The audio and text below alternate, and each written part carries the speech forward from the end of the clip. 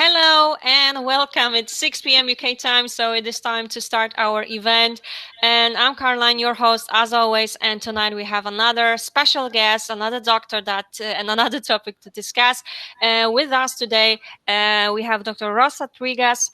Hi, Dr. Trigas. How are you feeling today? And I hope you can hear me well. Yes, hi. Thank you very much. And well, I can hear you very well. Thanks for introducing me. As you said, I'm Dr. Trigas. I'm working at Instituto Marquès. Instituto Marquès, you might know, is one of the top main integrated centers with a well-established international recognized reputation in the fields of obs-and-gynae and reproductive medicine. And every year, hundreds of patients visit Instituto Marquès from abroad, hoping to achieve a pregnancy, mainly through IVF with egg or sperm donation. We are headquartered in Barcelona, and we have additional offices in England, Ireland, and Italy. With more than 95 years of history, Instituto Marquès, the fourth generation of gynecologists of the Marquès family, continues to deliver stunning results. Nowadays, it has become an international reference for assisted reproduction.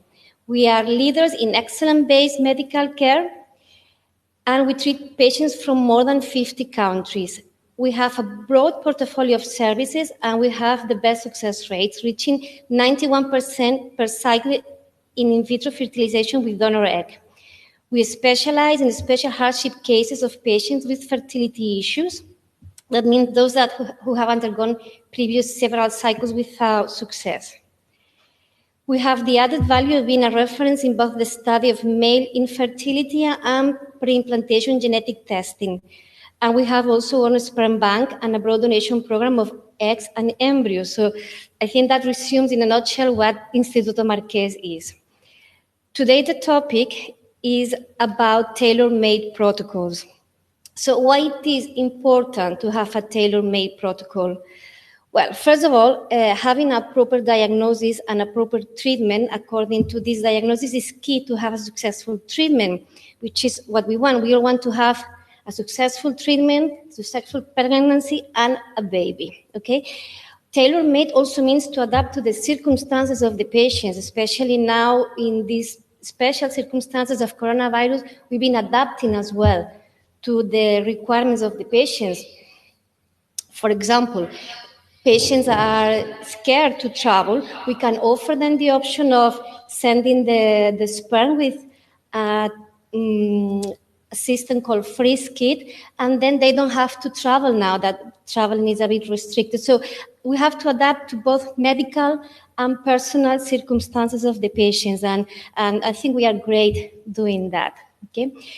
So we cannot treat all the patients the same. We encounter sometimes patients who have done many treatments before with no success, and when we look into detail on the histories, we find they haven't been diagnosed properly. If you don't have a proper diagnosis, you won't have a proper treatment.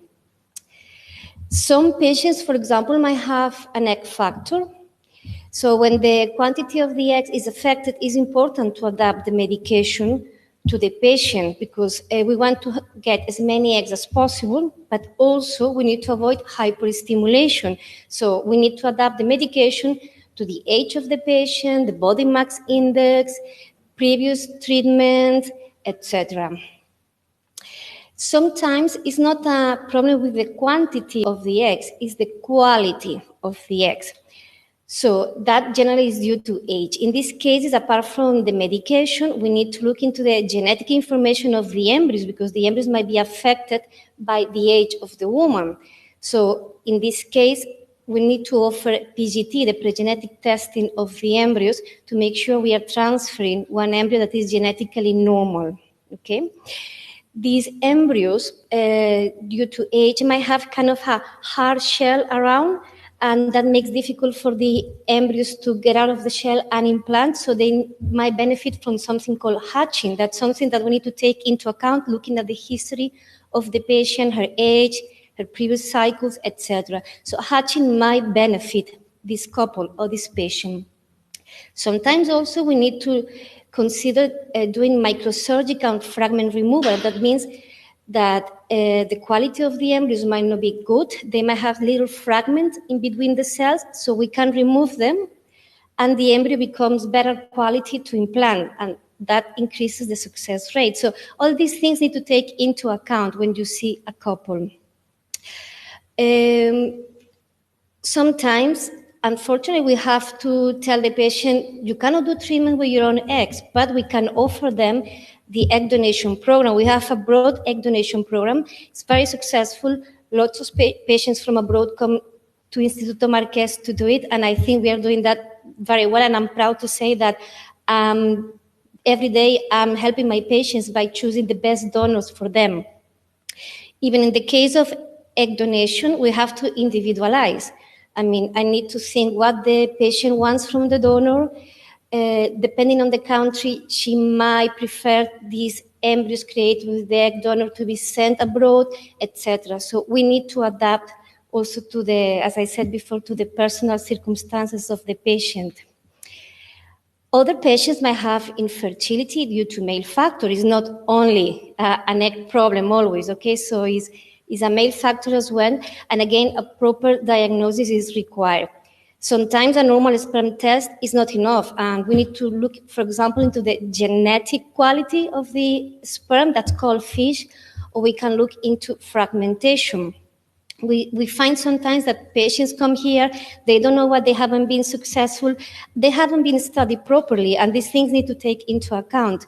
So if you do a proper diagnosis of the male factor, you might decide what is the best treatment. Sometimes could be as easy as changing, making lifestyle changes, or sometimes we need to analyze the embryos by doing PGT, or we need to do a better selection of the sperm by doing something called IMSI. Selection of the embryos is also key. You probably have heard about the embryoscope. The embryoscope is a camera we put on top of the embryos, and instead of having to open the incubator every day to give them a score, they are all the time watched. So we don't open the lid, they grow better because we are not changing the temperature.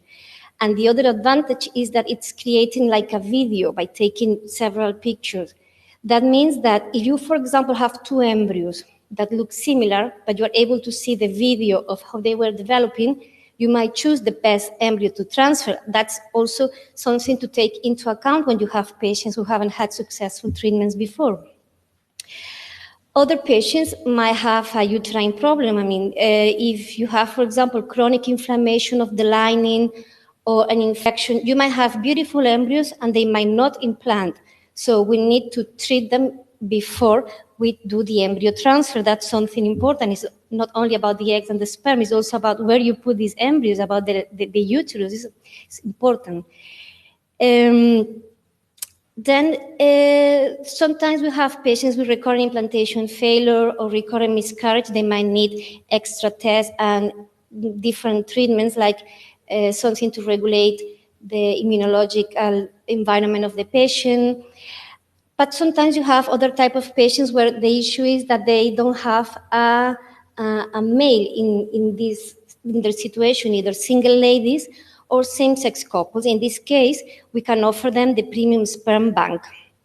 Again, we have to individualize, okay? So we have to choose a donor that is suitable for the patient. But for example, in same-sex couples, we can also give them the option of doing something called ROPA, which is very interesting. That means that, for example, one of the women of the couple is doing the stimulation of the eggs, so she's kind of the egg provider, let's say. We fertilize them with the sperm of the donor, and these embryos are transferred into the other lady of this couple. So they both feel that they are part of the process. I think that's very beautiful and interesting. Other patients, because of age and personal circumstances, what they want to do is just freeze the eggs. Egg vitrification is a very good option nowadays, because with the current advances in the labs, we are able to keep the eggs in very good conditions. And other patients might benefit from embryo adoption programs. So as you can see, there is a broad range of options, and the option of one-size-fits-all approach is not a good thing, and we have to individualize and do our best to help our patients both medically and personally. I hope I didn't extend myself too much, and if you have any questions, please let me know. Excellent. Thank you so much, Dr. Trigas, for your introduction. And now we will go for those most common questions. And after that, this will be time for your questions. So as always, please remember to type the questions in the chat section, and Dr. Trigas will simply answer them one by one for you. So don't miss out on this change, and you just type those questions in. All right. Sorry. Now, let's go to the very first question here. Is it necessary to undergo hormonal treatment for the ovarian stimulation during IVF? Do all women react the same? Okay, thanks.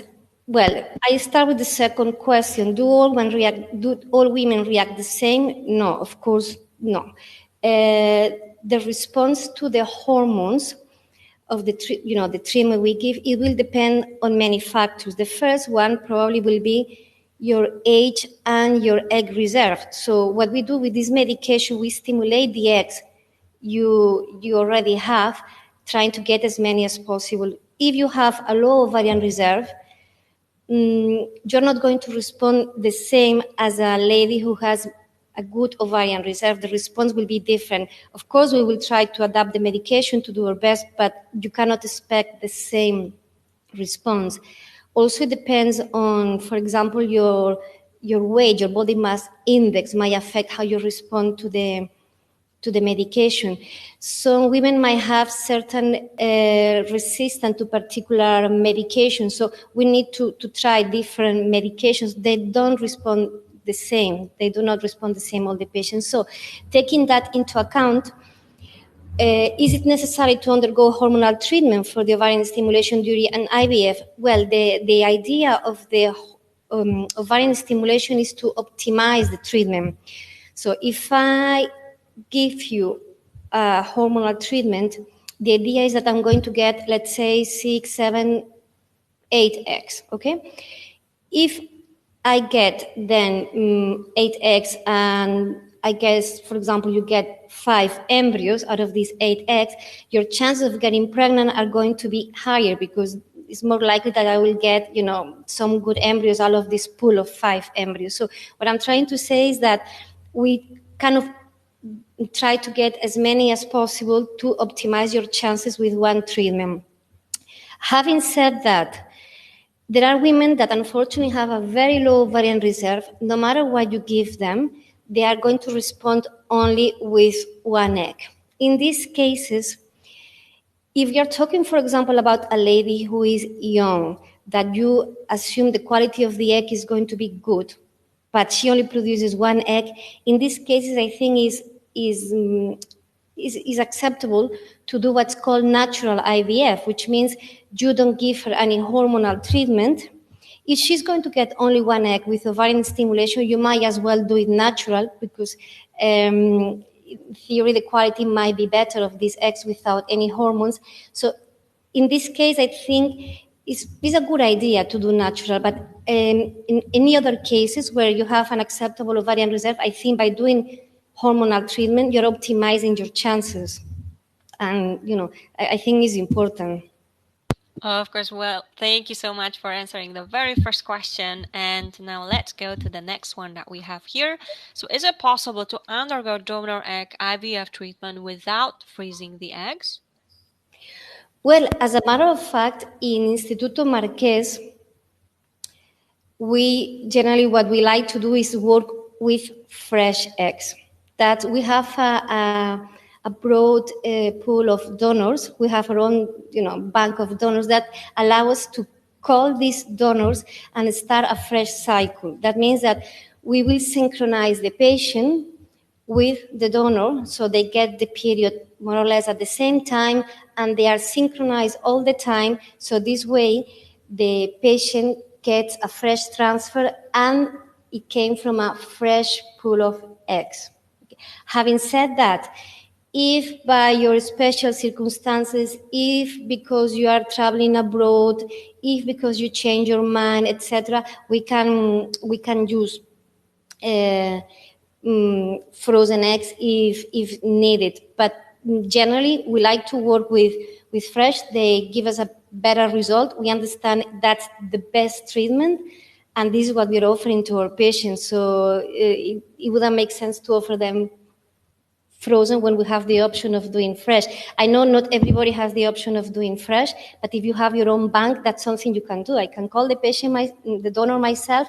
I know the patient, I know the donors, so that allows me to do a good matching. And then I call the donor, I start the process, and they go synchronized. And I think that's beautiful. Perfect. Thank you so much again for answering this question. And next one is here. In a donor egg IVF treatment, how will the right donor be chosen? Which criteria are taken into account? Okay. So, well, first, I will ask two questions first. One, the donor, is she a good donor? And second question, is she a good donor for you? Then the first one is what we have to do when we have, when we decide if we can accept the donor or not. So donors, they have to be obviously healthy, and if they have any medical history of any illness, they cannot be donors. We have to be very strict with the donors we accept.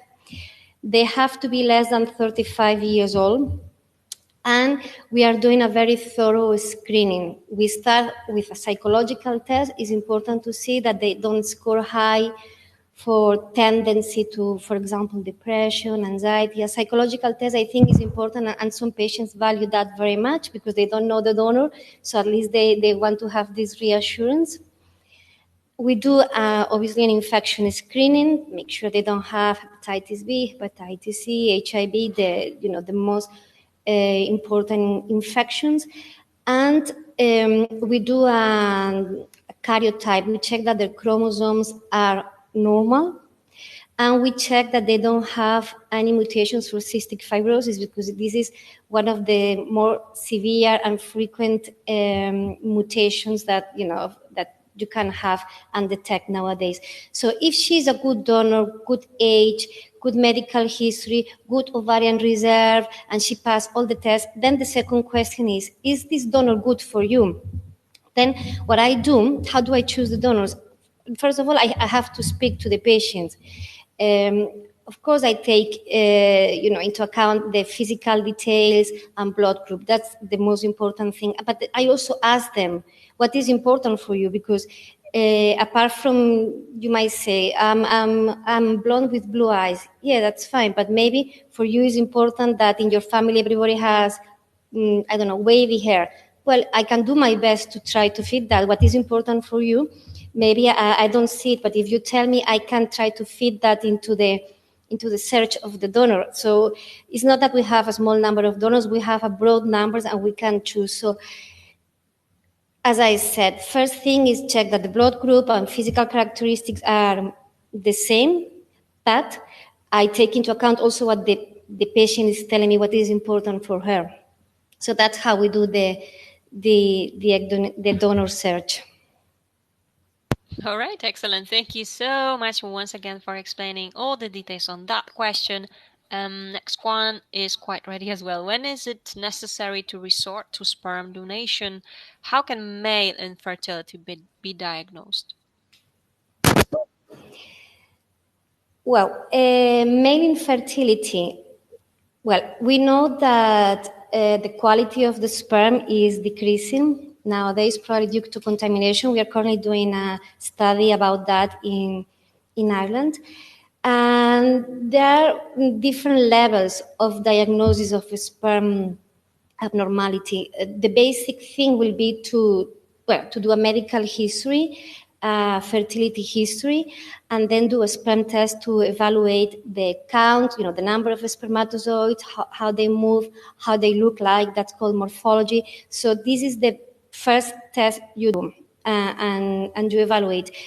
We have to take into account the whole history. I mean, you might have a perfect sperm, but if you have a long history of infertility, you might think that this test is not enough. Maybe we need to look into more detail into this sperm and evaluate if genetically this sperm is okay. So that's a test called FISH. Not everybody needs that. As I said, you need to take into account the the history of the couple.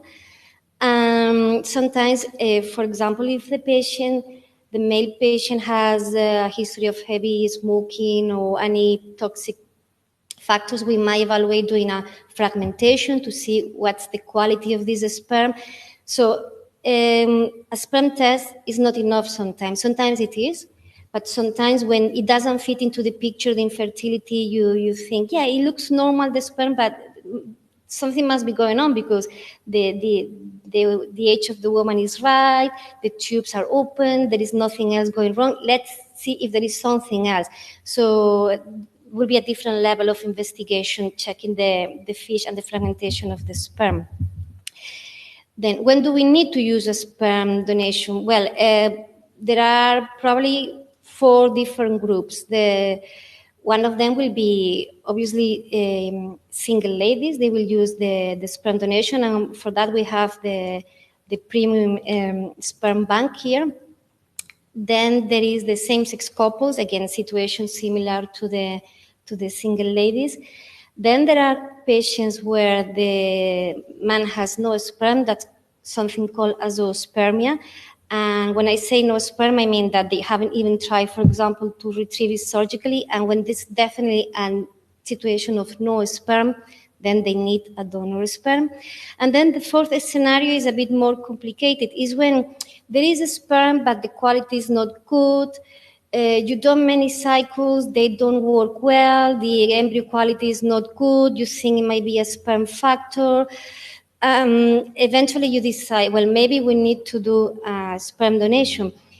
It might not be easy, this decision, and sometimes we only can do what's called half and half. It means that you might use half of the sperm of the patient and half of the sperm of the donor, trying to respect the fact that the couples, they might not be completely ready for the donation, but at the same time, they want to have a baby, you need to have them. So we can compromise this way. So I would say this is the 4 scenarios where you need to have a sperm donation. Perfect. Thank you so much for answering this question. Now it will be our last question when it comes to those most common ones, and then we will go for your questions, and there are quite a few questions ready. So let's go to this one. Is it legal to use the sperm of a friend for my treatment? Okay. Is it legal? It depends in which country you're asking me that, okay? So let me tell you the current legislation. To use the sperm of your friend means that you're using a non-donor, a non-anonymous donor. So non-donation or non-anonymous donation, you can do it, for example, in Ireland. Like, for example, we have a clinic in Ireland, and this is where we are doing treatments with non-donors, okay? So a non-donor means that you either provide the donor yourself or you buy the sperm from a bank where they have non-anonymous donors. So in particular, in certain countries, you can do that. Like, for example, we do it in Ireland. Okay? If you use a friend, you need to bear in mind that they will have to do some tests on this particular person. They will have to do some infection screening and genetic testing. Even if he's your friend and you know him, I mean, that doesn't mean that you don't have to check the quality of the sperm and this male donor, okay? So in these countries, like Ireland, also UK, you can do, and you all only can do, as a matter of fact, non-anonymous donation. If, for example, we are talking about doing treatment here in Spain is only allowed the anonymous donation. That means that you cannot bring your friend as a donor, but what you can do is use our bank. We have our own sperm bank where we will choose the donor that's more suitable for you and with all the guarantees. You will be able to know physical characteristics, age, blood group. We won't be able to provide the name because is by law it has to be anonymous donation. And perfect. Thank you so much You're for welcome. answering those most common questions. And of course, now it is time for our patients' questions. And as I mentioned, there are plenty of those here already. So are you ready for them, Dr. Trigas? Yes, I will do my best. Excellent. Thank you for confirming that. And well, let's start with the very first question from our patient. It's right here. I am 43 in early ovarian failure with fibroids, one inside the uterus. What do you suggest are my chances or options? Hi, say, well, okay, tough situation. There is two issues here. One of them is the early ovarian failure, as you have mentioned. The other will be the fibroids.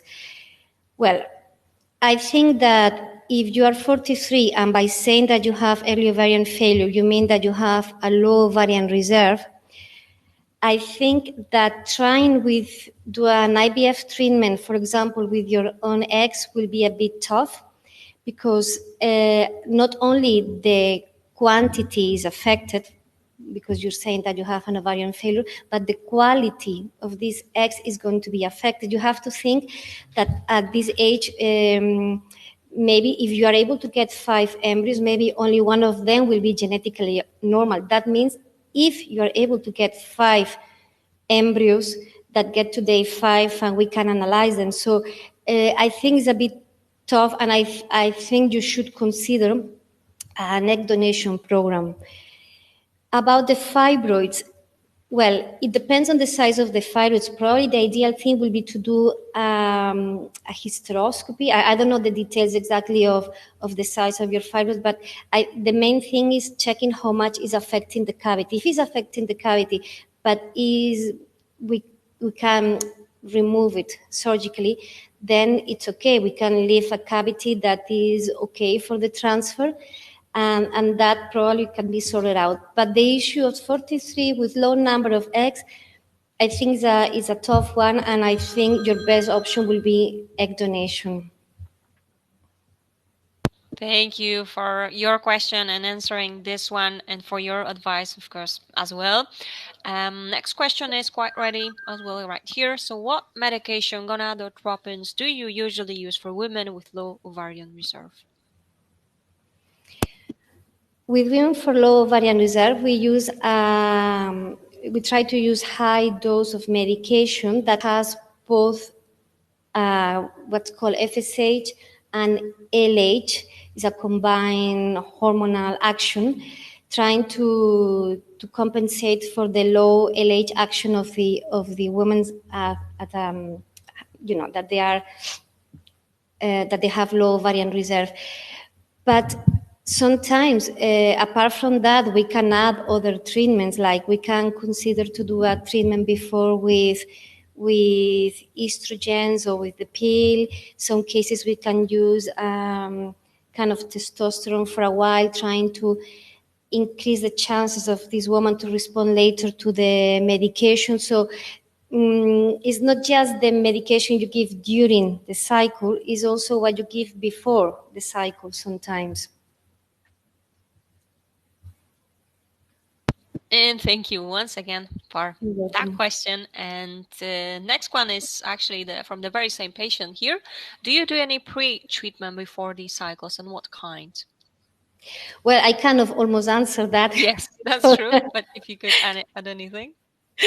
So, as I said, it depends. I mean, it's not always necessary. If you have a patient with a good ovarian reserve, then you don't need to. But in patients that you might suspect that they might have a low response, or they might have something called non-synchronized response, that means that if they have, for example, let's say 4 follicles, one of them is going to shoot out and the others are not going to respond. You want all of them to grow at the same time.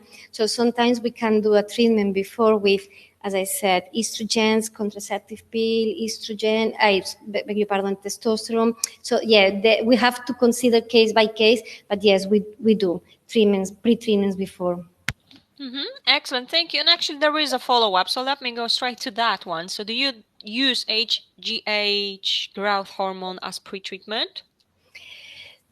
The growth hormone, I know there are some studies that suggest that might increase the response to the treatment, but currently, as far as I know, is not used. We need probably more studies to determine that is worth to use it. So there are many things, many treatments out there, propose that there are things that they might increase the success rate of treatments, but they are not evidence-based. So this is one of these treatments that probably might help, but we need probably more studies until we can do that clinically to all the patients. Understood perfectly. Thank you so much for clarifying this then. So what tests and cures do you recommend to check for chronic endometritis? We start with the test we will do. So when you suspect somebody might have chronic endometritis, I think what we need to do is have a look to the lining where the endometritis occurs. So how do you do that? You do that with a hysteroscopy. That means putting a camera through the neck of the womb inside the cavity and have a look to how this tissue looks like. That's the first thing, but that's not a diagnosis. Then what you have to do is take a sample of this tissue and analyze it. So that's called biopsy, and you have to do also a culture to see if there is an infection. So in summary, it's a hysteroscopy with an endometrial biopsy and culture.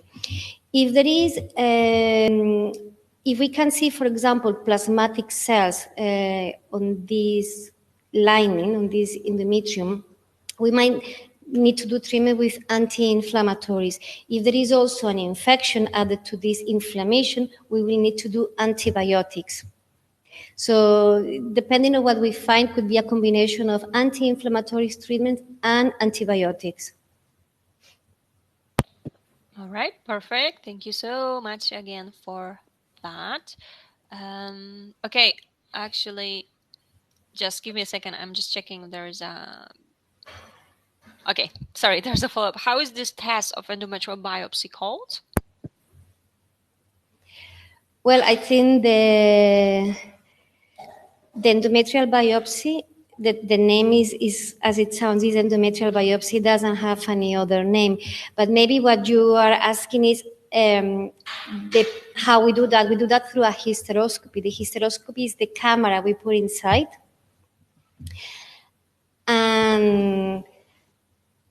And the endometrial biopsy is called endometrial biopsy. Then, of course, on the market, there are many brands that they check different types of infections as. There is the Emma, the Alice, but the procedure itself is an endometrial biopsy and culture. And then different labs might have a different range of bacteria and microorganisms they are checking, like Emma and Alice. They are different, but the idea is the same.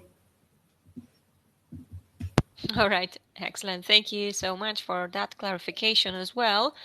Someone is typing, so I just want to make sure that we... Yes, it seems like it. If not, we will go back to this follow-up as well.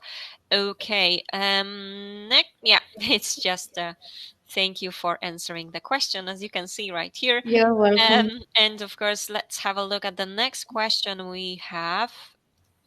Is hormonal stimulation necessary for insemination with donor sperm? It is not necessary, is recommended. Okay, so if you want to do a natural cycle with donor sperm, of course you can do it. What we have to do is do kind of ultrasounds very often to make sure we don't miss ovulation.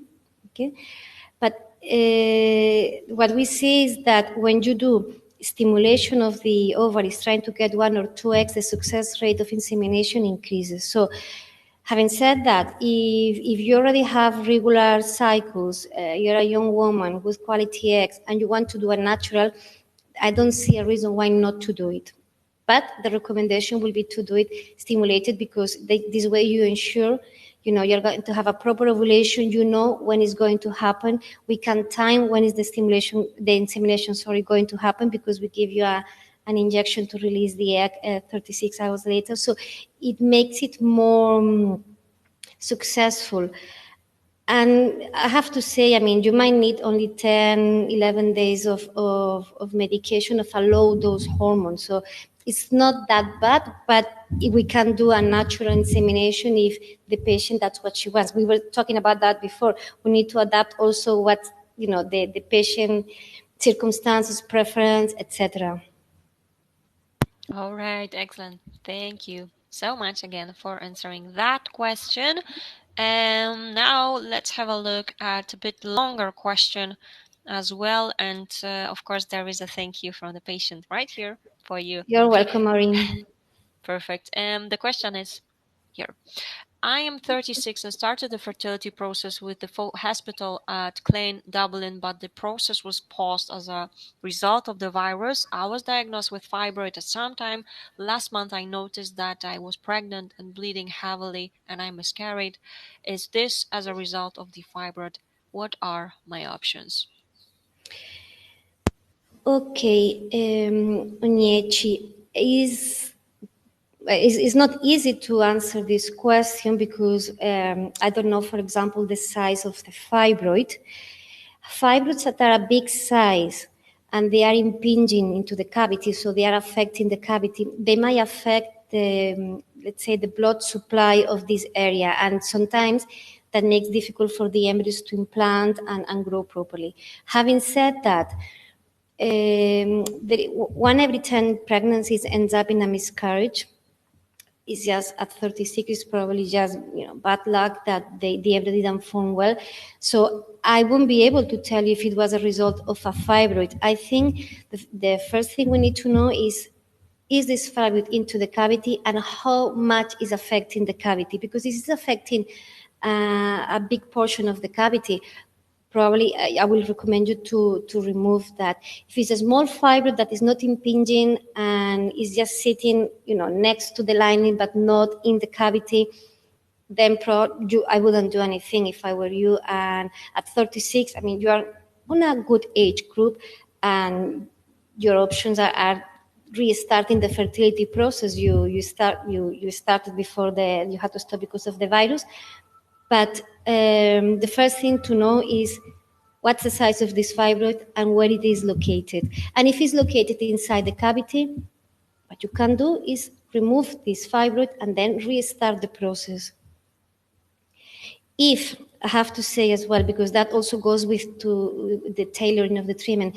For example, at 36, you might be worried about what if I remove the fibroid, they're going to a waiting list, etc., my egg reserve might be delayed.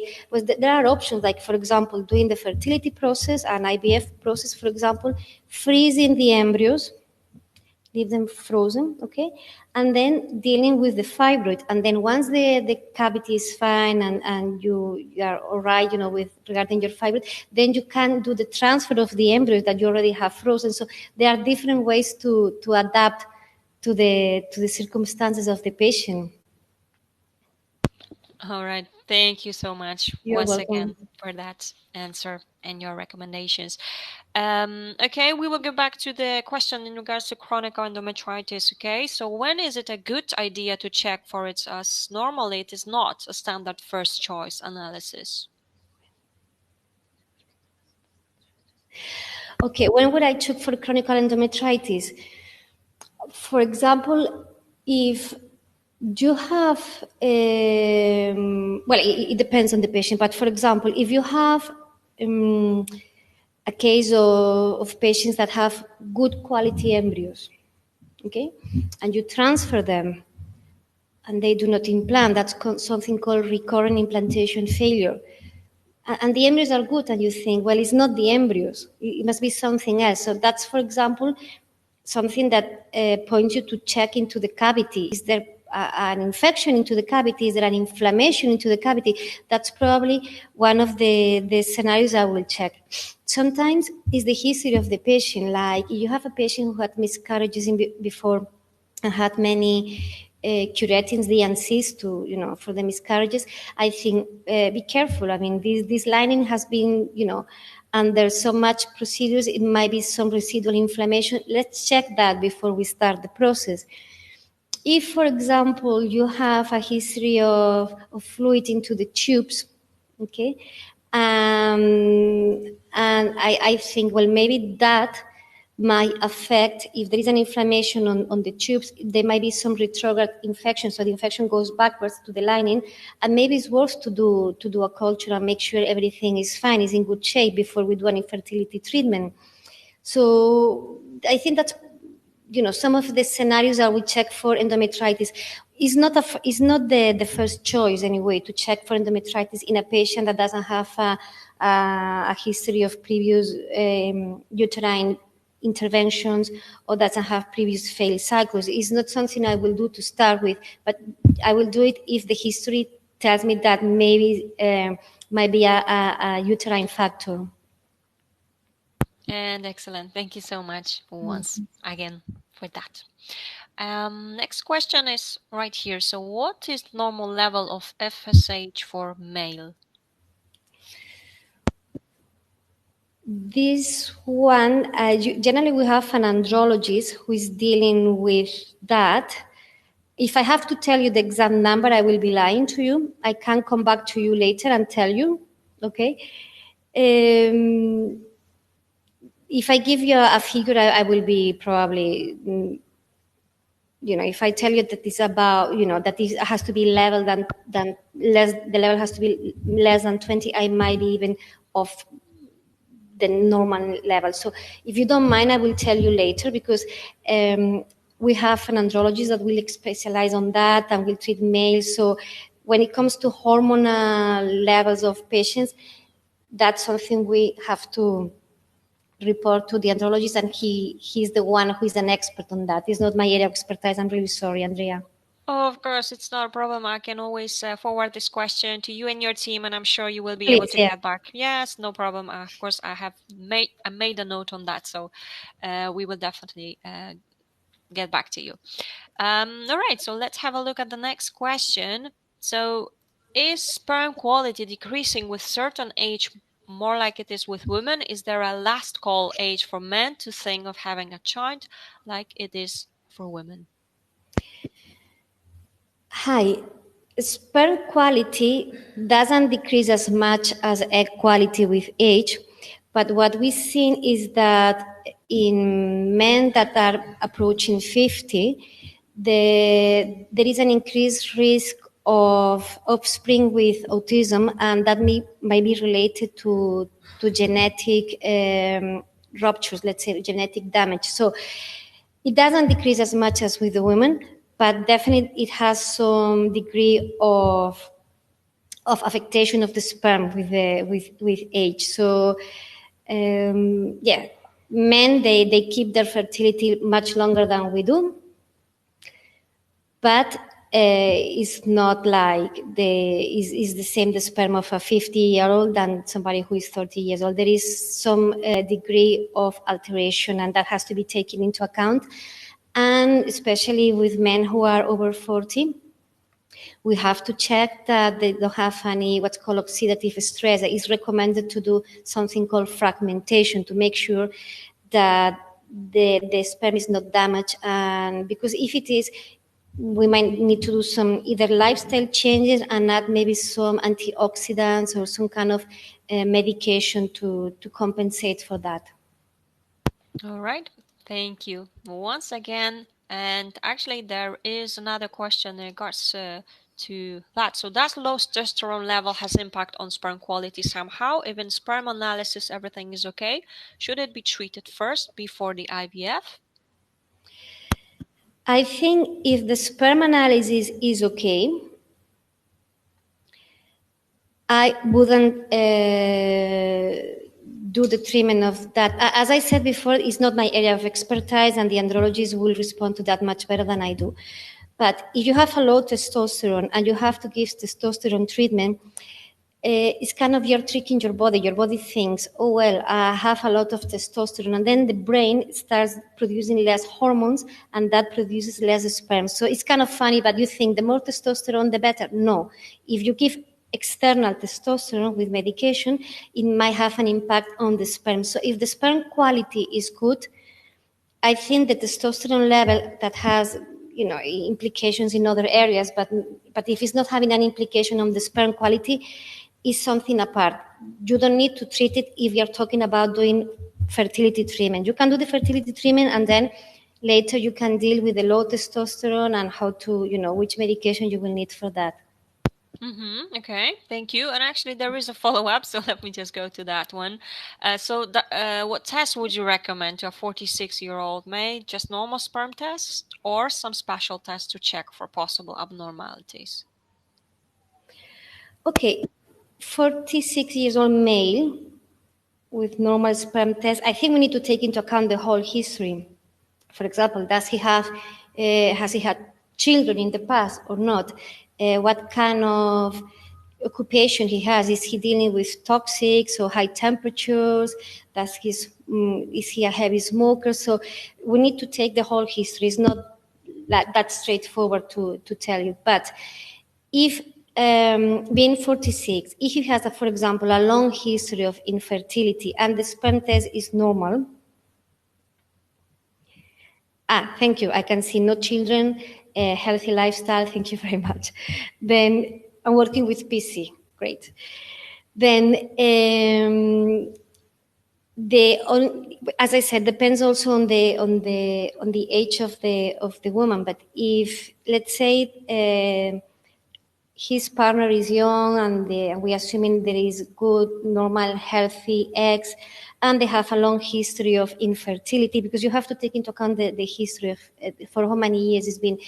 The test you might do apart from the sperm test could be, as I said before, a FISH, which means that you're checking what is the number of the percentage of a normal sperm in this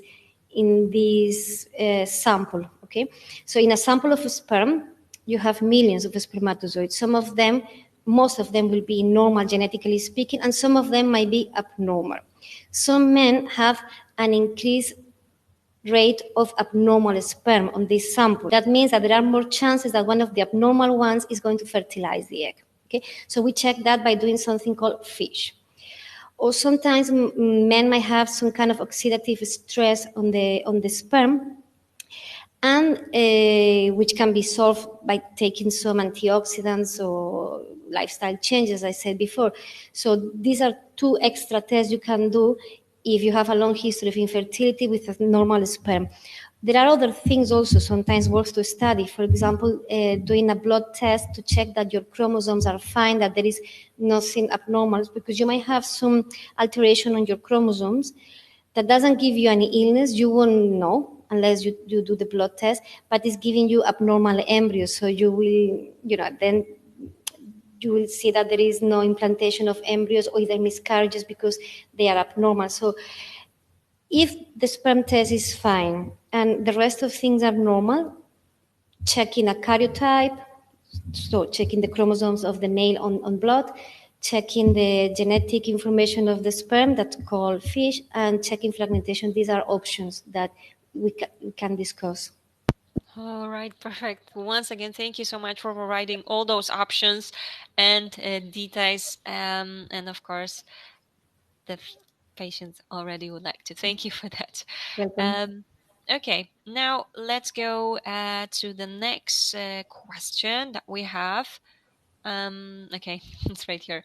So if partner has astenoteratospermia, can we go ahead with IVF, or does he have to be treated first? What treatments are available for this condition?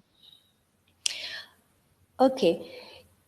So if the partner has astenoteratospermia, which means that the sperm, the number of so the shape of the sperm is abnormal. I mean, the percentage of abnormal sperm is higher than normal and is going lower than normal, is slow than normal.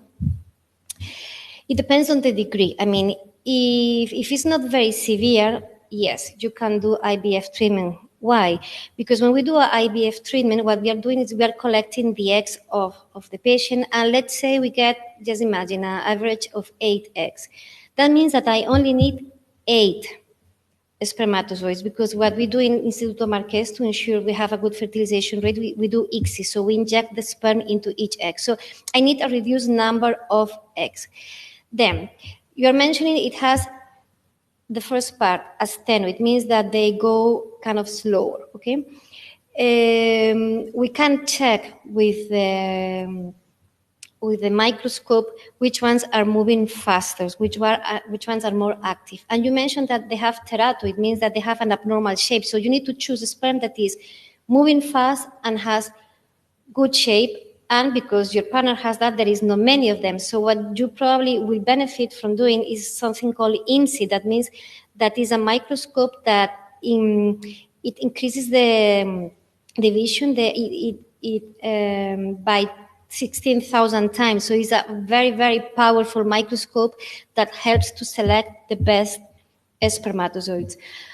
Depending on the degree of this astheroteratospermia, of course, we might need to do some investigations before. Why is it moving slow? Maybe we need to check if it's very fragmented. Maybe we need to do the fragmentation test, because this patient might benefit from 3 months of a course of antioxidants, or might benefit from lifestyle changes. I don't know, okay? So I will say, depending on the degree of the asthenoteratospermia, we have to do first some investigations, but definitely there is room for treatment. It's just a matter of choosing the best spermatozoids with, for example, INSI, or with Fertile, that also selects the sperm that has a better shape and movement, and is the best one. All right, excellent. Thank you so much once again for providing all those recommendations. And well, there are a few questions left, so I guess we will be slowly finishing. However, I just want to encourage everyone, if you have any questions left, this is your time to ask, so go ahead and do it. And the question is right here. So I was diagnosed with some small fibroid. I was proposed to do a mock cycle. The problem is that I should be taking progesterone and estrogen on the 2nd to 3rd day of cycle. The question is, what if I don't have a cycle? Okay, so I imagine, because you are worried about not having a cycle, I imagine that your situation is that you might not have cycles, and that's why they propose to do a mock cycle. Okay, so because if you have regular cycles, there is no need to do the mock cycle. So what they want to see is that, okay, you don't have your cycle, but what if I give you hormones? Will your lining be able to respond to the medication? Will your body respond to the hormonal treatment? So that's the whole idea of the mock. You don't have a cycle. Well, we give you the hormones to see if you respond to that before you start the proper cycle. You know that. You need to know if you are going to respond, what are your chances. So if you don't have a cycle, the mock cycle, well, they can start with no cycle. You can start the treatment the way your doctor will tell you, and it will create kind of an artificial cycle. I think that's the idea, what they have proposed. If it's because you have small fibers, maybe they couldn't see the lining if it was thickening enough, and that's what they're trying to do, see if the lining is thickening enough to have fibers. I don't know the details of your history, really, but small fibers is not a reason to do a mock cycle unless you are concerned about how the lining is going to respond, correct? So I think that's probably where they were heading. We see fibroids. I'm not sure if the lining is going to grow. Let's try. Let's give her hormones, and if it responds, then you are reassured that you will respond when the treatment starts. All right, thank you so much again for that. Okay, I'm just waiting to see if a patient would like to add something. Okay. All right, let's go to the next question. We will go back, okay, because I think that Andrea is writing still, but let's go to the next question, and we will simply go back to this one. And the next question is actually here. Can a woman without periods do IVF with her own eggs? Wow. I imagine if you don't have a period, I mean, not having periods, that's called amenorrhea. So it depends what you're having your amenorrhea. Okay. If you don't have a period because, for example, let's say you have a low body weight and you had a dramatic weight loss and then you went into amenorrhea, this patient doesn't have periods but still has eggs. So that means that by in giving hormonal treatment, we can retrieve these eggs. But if you don't have periods because you are running out of eggs, because you went into menopause, then you cannot do an IVF treatment with your own eggs, because what we do is give you hormones to retrieve your eggs. We cannot retrieve what you don't have. So the answer is it depends on why you're not having periods. If you are a young woman with eggs but no periods because of, for example, as I said, dramatic weight loss, or because there is a problem on the lining of the womb and they have some additions where these additions can be treated, so you're not having periods but you have eggs, this woman can do an IVF correcting certain things. A woman that doesn't have periods because she ran out of eggs, then in this case, unfortunately, no, she won't be able to do IVF with her own eggs. All right, excellent. Thank you for clarification to this one as well. Next question is up. So you mentioned that you prefer IVF with fresh eggs. How is it practically, logistically, and financially possible, taking into account probable failed cycles? Okay, so practically, logistically, and financially. We have,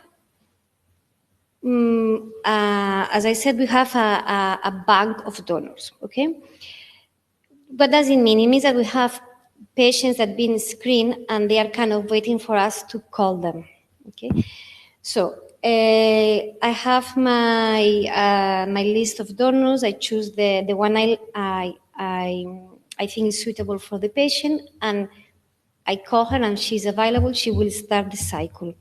Practically and logistically, how we do that? Well, I tell the patients to start, for example, on the pill, and I tell the donor to start on the pill, and then at some point I tell them, both of them, to stop the pill so they get the period at the same time. This is the way of doing an egg donation cycle with fresh eggs. This is the way to synchronize. So I'm synchronizing your periods by giving you hormonal treatment, okay?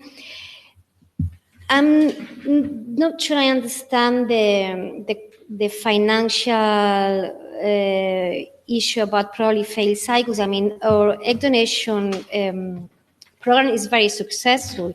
I mean, we have a success of 91% with egg donation. So patients know that if they per cycle means they, as average, they may have 2 to 3 embryos, in total.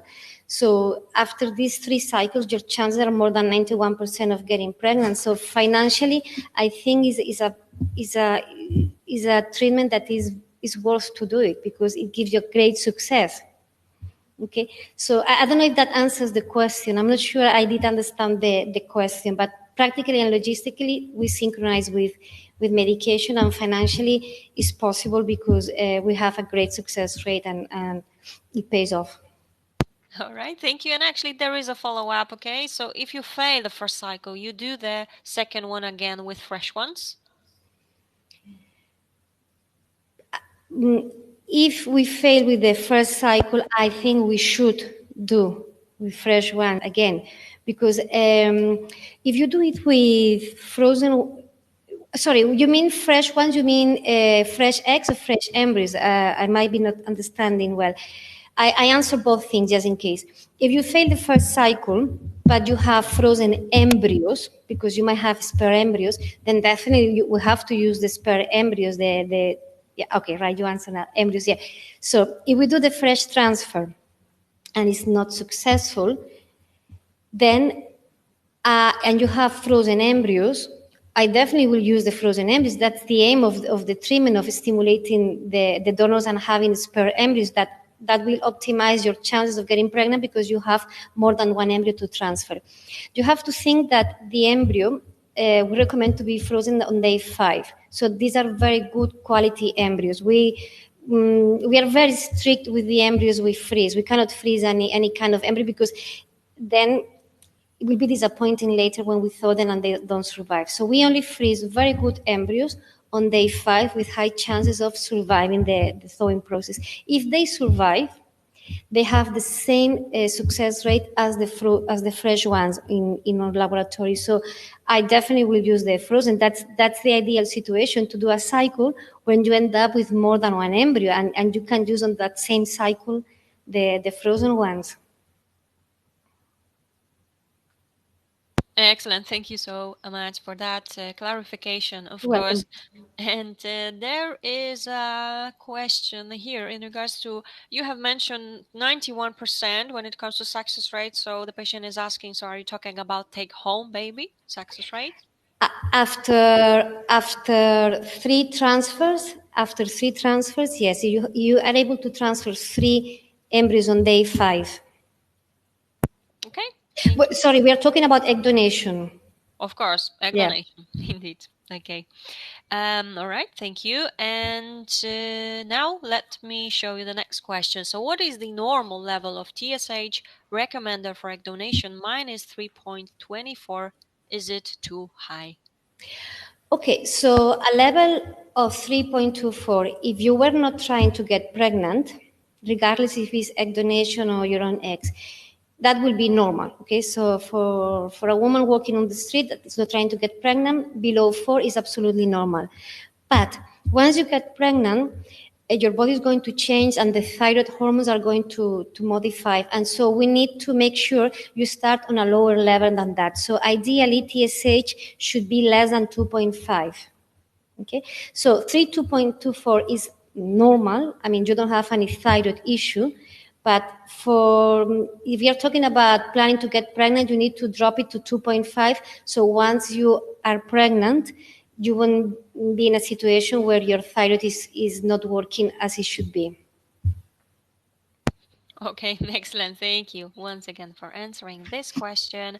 Next question again is right here. So my husband and I have been trying for 1 year. We have gone through several tests and his sperm analysis came back as teratospermia, sorry.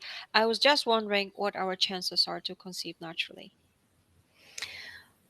Okay, so couple of things. First, it depends on the degree of teratospermia. Okay, so we consider that to be normal to have at least 4% of normal shape in the sperm. Okay, below 4% is called teratospermia. Having said that, that doesn't mean that if you have a 3%, it's impossible for you to have children, and if you have a 10% normal sperm, you will have children. Okay, so that gives you an idea of the quality of the sperm, but is not black or white. Then, if you have a male factor, like is this case, teratospermia, it depends your chance of getting pregnant also on the other factors like age, egg quality. If for example, you're below 35, and then I'm assuming your eggs will be good quality and your tubes are open, you don't have any risk factor for tubal occlusion, then your chances, of course, they are decreased, but they are not down to zero.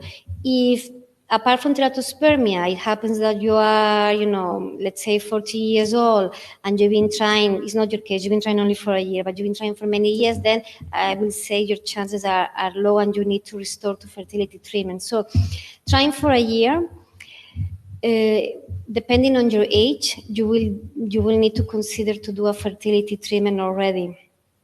Up to a year could be normal. From the first year to the second year, there is still a certain percentage of couples who might get a pregnancy, but in your case, there is already a diagnosed male factor. So I think you will need to go into an IVF treatment, and with an IVF treatment, you will have a good chance. Naturally, I cannot tell you for sure. I mean, as I said, it depends also on the female factor. Of course, thank you once again for clarification to this question and, of course, your question. Next question is definitely interesting. Institut Marquès is known for studies about using music in the embryology lab. Is that right? Do all these centers have music in the time-lapse incubators? No, I think we are very innovative about that. I don't think all the centers use music on the time-lapse incubators. It's true. There are studies that shows that music might affect, in a good way, the quality of the embryo. So we are big on that. We like that. So we have these little iPods that we can put together close to the embryos, and they definitely have music. Is the music affecting the embryos? In the theory is that this vibration is the vibration of this music that might kind of move the liquid around the embryos, and if there is any particles that might affect the quality or any fragmented cells, etc., they kind of get clean. For I don't know, is a way to explain. So this vibration of the music seems to help. Why not? So I think it's beautiful to do that. It's a beautiful idea, and we definitely do that. And I don't think other centers are doing it. Excellent, thank you. And just a follow-up question. So, and how about Institute Marquès centers? I mean, not only in Barcelona, but in Dublin also, it's an option. To to do the music, yes.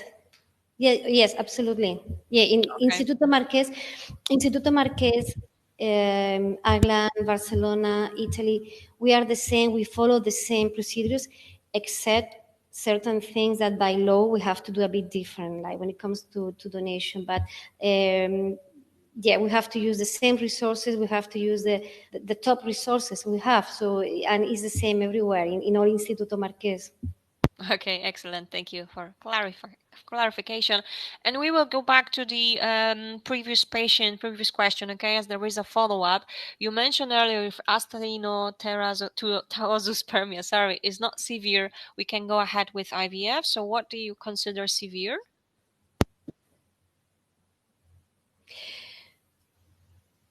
Okay, so I mean, if you, for example, if there is just on the verge, like 4% of abnormal sperm, and there is not a egg quality issue, well, maybe it means that 4%, maybe we're doing some lifestyle changes, maybe you repeat the sample, because you have to think also that sperm quality changes from sample to sample. So ideally, he should have more than one sample to have a proper diagnosis. So if there is kind of like around 4%, well, chances of conceiving naturally, I cannot give you a figure because I don't know. As I said, it depends also on the egg factor, but it's possible to have still a spontaneous pregnancy, even it might be a more difficult. But if, for example, there is a severe teratospermia, like having, because like some men have 0% of normal sperm, that's more severe one that will require selecting the sperm with a more powerful microscope, and it might affect the chances of conceiving because it might affect the quality of the embryo. So first of all, I think just one sample might not be enough. We need to repeat the test. And if we're talking about 4%, that's okay, is acceptable. If we're talking about 1%, that is a severe one. And 2% Okay. is a severe one. All right. Thank you again for answering that question. There are a few more coming up here. So can the eggs be retrieved even with a 3.4 centimeters fibroid in the cavity? Yes. When the egg retrieval, what we do is we do a vaginal ultrasound, and under sedation, with this needle, we reach the ovaries. So we are not going through the uterus. We are not going through the womb. So because we are not going through the uterus, even if there is a fibroid in the cavity, that doesn't affect, is not on the way to the ovary. So yes, we can retrieve the eggs and we can produce the embryos. Another issue is, can we put back these embryos into the cavity? Probably not. Probably we need to freeze these embryos, clean this cavity, fix this cavity, and then put the embryos. But the egg collection, it can be done with fibroids inside the uterus. Only with big fibroids, and I'm talking much bigger than this size she's mentioning, it might be technically difficult if they are on the way to the ovaries. But at 3.4 inside the cavity, that's not going to affect. Technically, is not going to make any difference. Understood. Thank you once again for explaining that question. All right, next question is right here. Can you let me know what are the options available to me with an elevated FSH of 12.9? We have been trying to conceive for 3.5 years and never had a pregnancy. What are the things we should look out for in starting our first IVF cycle? Okay, elevated FSH, what it's telling you is that the ovaries are they require kind of more hormonal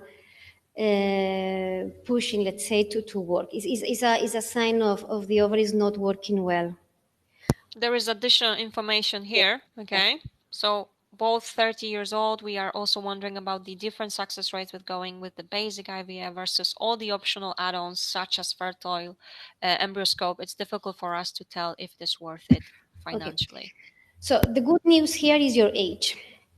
You're 30 years old, so that's the best thing you can tell to a doctor. 30 years old, less than 35, the eggs are probably going to be, in theory, they should be good quality. You mentioned that you have a high FSH. I don't know if that's been repeated more than once, or it was just one reading. You need to be very careful which day of the cycle you're doing that, because it might be elevated because you're not doing on the proper day. But let's say you have a high FSH, that means that the ovaries are showing some kind of resistance to the hormones. That's why the hormones are elevated. They are trying to compensate this resistance. Okay, then we need to know more things. We need to know, being 30, how many eggs you have. I mean, we know that maybe there is some resistance to the hormones, but how many you have? So how many you have? So you need to do other tests to check your ovarian reserve. I don't know if you have done something called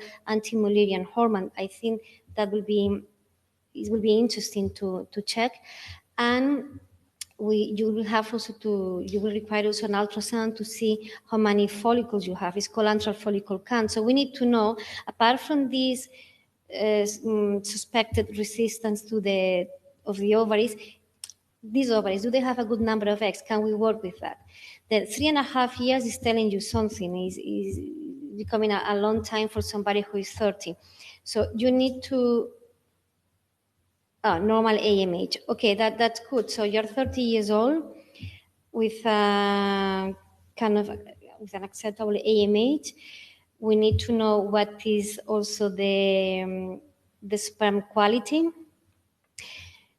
So, if provided we have an acceptable sperm quality, you have what it looks like an acceptable ovarian reserve, and you are 30 years old, your chances with an IVF cycle are very high. I mean,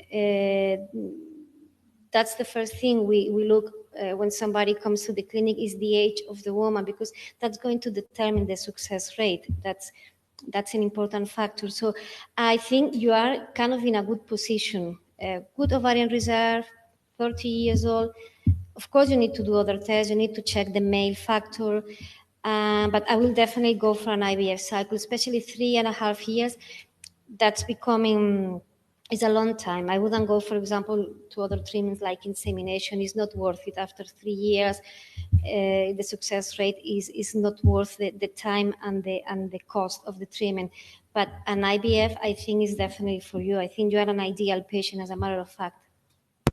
All right, excellent. Once again, thank you so much for Welcome. clarification. Okay, there is a question that is very common recently. When is your clinic opening again for international patients, and how long does it take to arrange a cycle? Well, the good news, we are open already. Okay, so we have been preparing ourselves for, when the situation will improve, and we had already opened. We are treating already national patients, and for international patients, what we are doing is we are providing some forms, some justifications so they can travel. And we had already a couple of patients who came, and with this kind of form we gave them with this report, they have a report to come here and they have a report to come back home, and with that they haven't experienced any problems. Of course, you might need to explain at the airport why you're traveling here, and they might ask you justification of accommodation if you stay for a couple of days in Barcelona. But we are open for international patients. And how long does it take to arrange a cycle? I mean, once you have all the required tests, it doesn't take long. I mean, we don't have a waiting list to start treatments. So as soon as the patient wants, we can start. We're All already right. doing cycles, so. Of course. Excellent. That's really good to hear indeed. Okay. Next question is up. So does high FSH of 76 with no periods affect having egg donation or its successful outcome? I say no, it does not affect. If you have a high FSH with no periods, of course, that means you have gone through menopause. But egg donation, one of the indications precisely is for women who have gone through menopause. So you have to think that if your egg donor, let's say, is 26 years old, your chances of getting pregnant are if you were 26 years old. So the fact that you don't have periods and you require egg donation is not affecting the egg donation. What we need to know is because what we have to do is prepare the lining of your womb. Okay, so if you haven't had periods for many years, maybe it will be worth to check with hormones if you will be able to respond to the treatment. So it's kind of a trial, a mock cycle where you kind of dummy cycle, sorry, where we give you hormones, we see if your uterus is able to respond, the lining is thickening, so you will be able to receive the embryo. If it hasn't been a long time since you had your periods, it won't be any major issues. So the answer is you can have egg donation, no problems, even if your FSH is high, doesn't affect the success of the treatment. We only need to make sure that your lining will respond to the treatment you will require to thicken the lining. Understood, of course. Thank you once more for your advice on this. Okay, there are like 5 questions left and we will be finishing. And well, let me go to the next question. I am 39 and after doing 2 cycles, I only had 2 eggs of 10 follicles. How can that happen? Where can be the problem? My AMH was tested at 1.03. What do you recommend? Okay, 2 eggs out of 10 follicles. Well, it will be interesting to have a look to the stimulation, to the protocol they gave you. Okay, so it's true that you can have many follicles and not all of them will release a mature egg. Okay, so 10 follicles with only 2 eggs, to me it sounds like a low number, but maybe the follicles were not big enough. Maybe you had small follicles and in reality it was 2 eggs out of maybe 2 or 3 good follicles. I don't know if I'm explaining myself. Okay, so but anyway, regardless of that, 2 eggs is a very low response. So what can you do? An AMH of 1 is kind of low. I will expect you to respond a bit better than 2x, I have to say. That's why we need to review the protocol.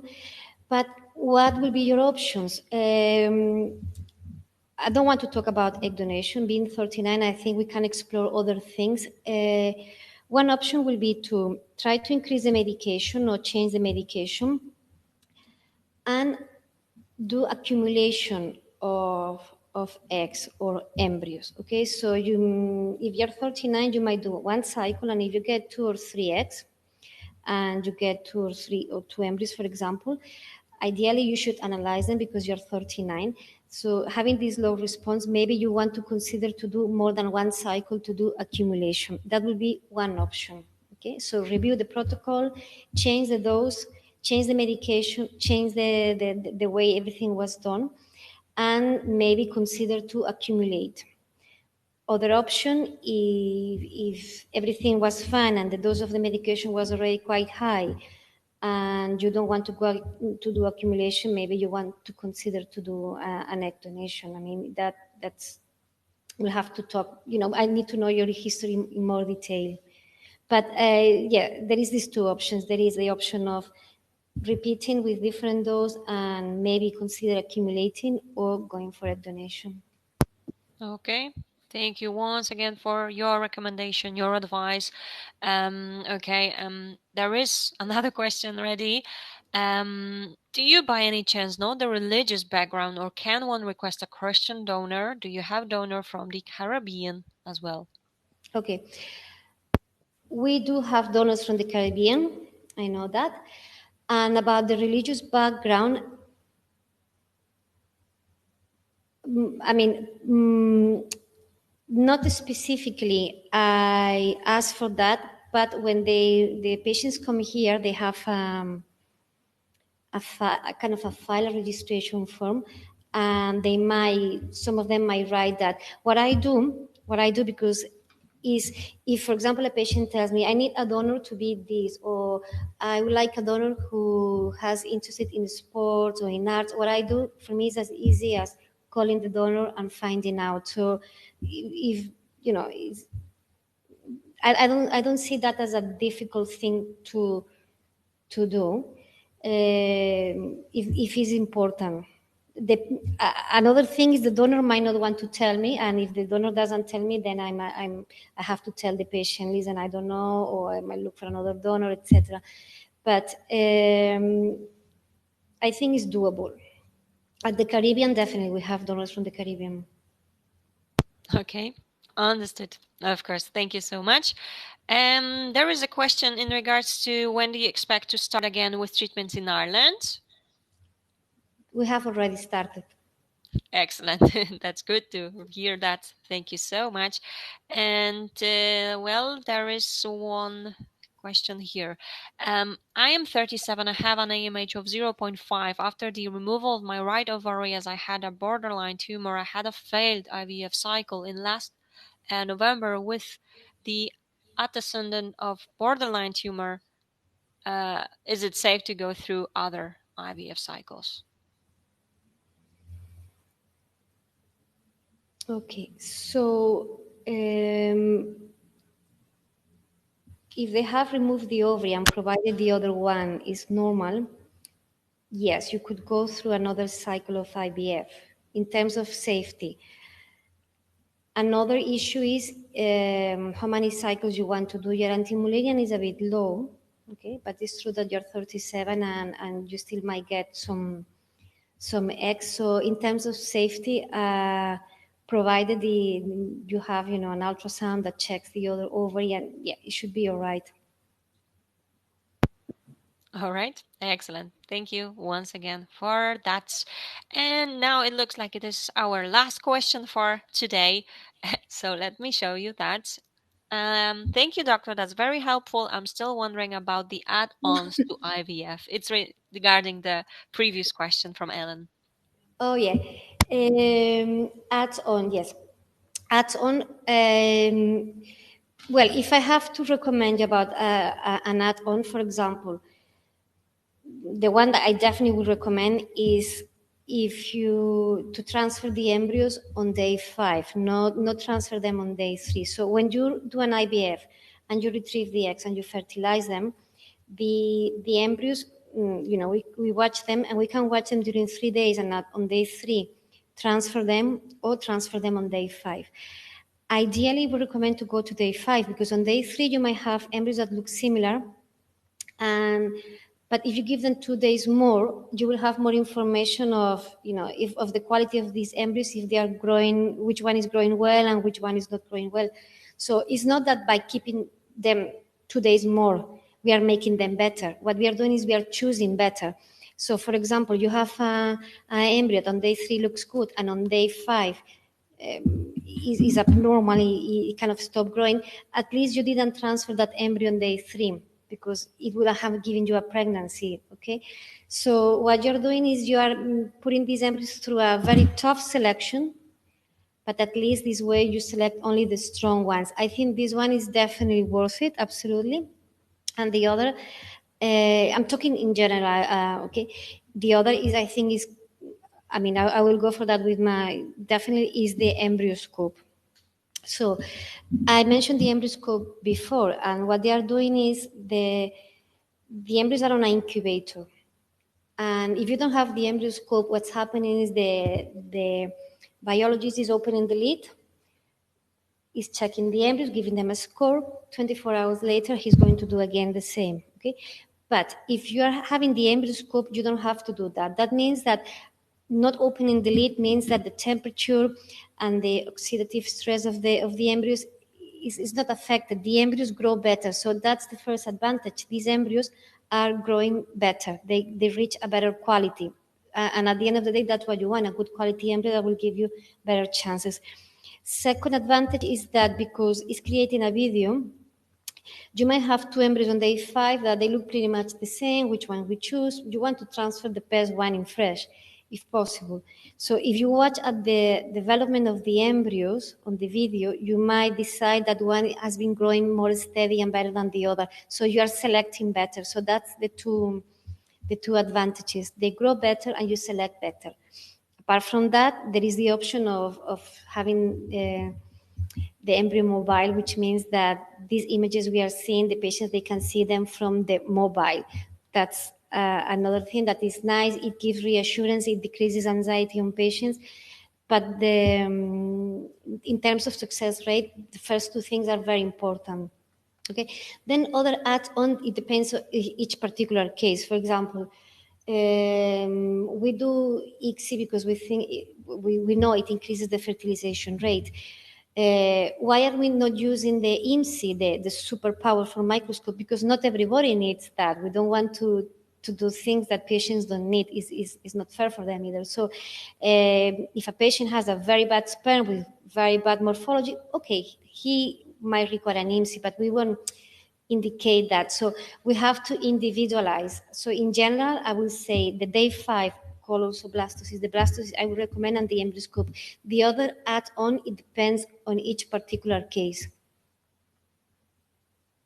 Excellent. Thank you so much. And I mentioned it is our last question. However, we have a very short one, so I guess we can quickly answer this one.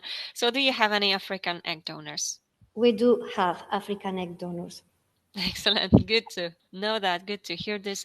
And well, this was definitely our last question for today. But of course, I want to mention that if you would like to ask any other questions and be in touch with Dr. Trigas and her team, of course, you can use the link I have just sent to you in the chat section. And I'm sure they will be happy to get back to you and provide you even more details. And well, Dr. Trigas, thank you so much for joining us tonight. You've been excellent with answering all those questions. So thank you for your time as well. Well, there are some comments from the patient. There are some thank yous. So I want you to definitely see them. Thank you for inviting me. Thank you for letting me explain that. I hope everything was, well explained. I did my best. And any comments, please, just you can send us a message, and we do our best to to help and resolve any issues, any questions. Excellent. Thank you so much. And I just want you to see the more. Thank you for this excellent webinar. There are more thank yous coming your way. Thank you so much. Hope to visit your clinic soon. That's good to hear as well. Well, thank you for the thank you comment. all for joining us tonight as well. I am really happy to hear that it has been useful for you. Well, no doubt, Dr. Trigas, definitely you've done an excellent job indeed. It was a pleasure to host this event with you, and hopefully we'll be simply able to do it once again. I would love to have another webinar for indeed. And just let me remind everyone that this has been recorded. So of course you will be able to see it on our website, myivfanswers.com, and also on our YouTube channel. So I encourage everyone to simply subscribe to our YouTube channel, and that way, when the video is uploaded, you will be notified. So, and of course, there are more events coming up. So tonight, again, we will start within the next 30 minutes with another topic, with another doctor. So I hope you can join us as well.